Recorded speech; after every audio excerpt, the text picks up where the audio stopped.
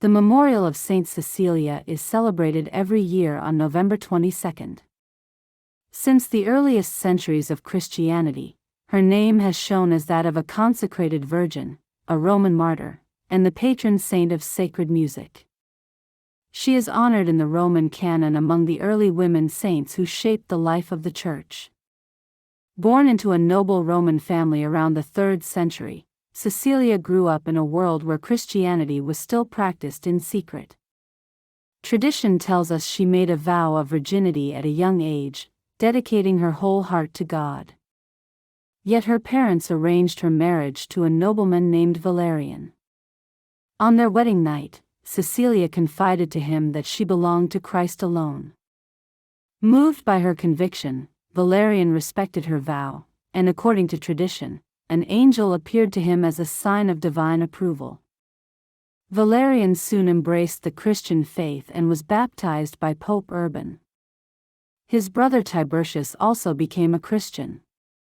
Together, they took part in burying the bodies of persecuted Christians, an act considered a serious crime by the Roman authorities. In a short time, both brothers were arrested and martyred. Cecilia, left alone, continued preaching the gospel with boldness.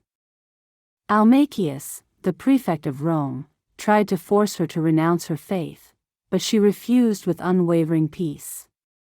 Sentenced to death, she was locked inside a steaming hot chamber meant to kill her slowly. Miraculously, she survived. The executioner was then ordered to behead her. After 3 blows, he failed to sever her head.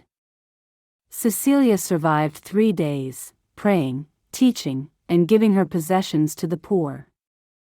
She entrusted her home to Pope Urban so that it might become a church. Her body was buried in the catacombs of St. Calixtus.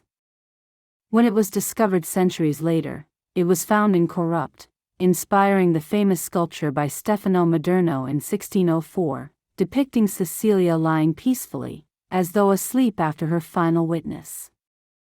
Why is Saint Cecilia the patron saint of musicians? Ancient texts mention that during her wedding feast, while musicians played, Cecilia sang silently to God in her heart. In time, artists and composers saw in her a model of spiritual harmony and a protector of all who make music for the glory of God. Her message remains timeless. Faith can turn suffering into offering, fear into courage, and silence into a song of hope. Cecilia teaches that even in trials, the Christian heart can remain a living instrument of praise. As we commemorate her on November 22nd, we are invited to let our lives become music, a melody of trust, love, and fidelity to Christ. May Saint Cecilia guide all believers, and especially all musicians, to glorify God with beauty, courage, and joy.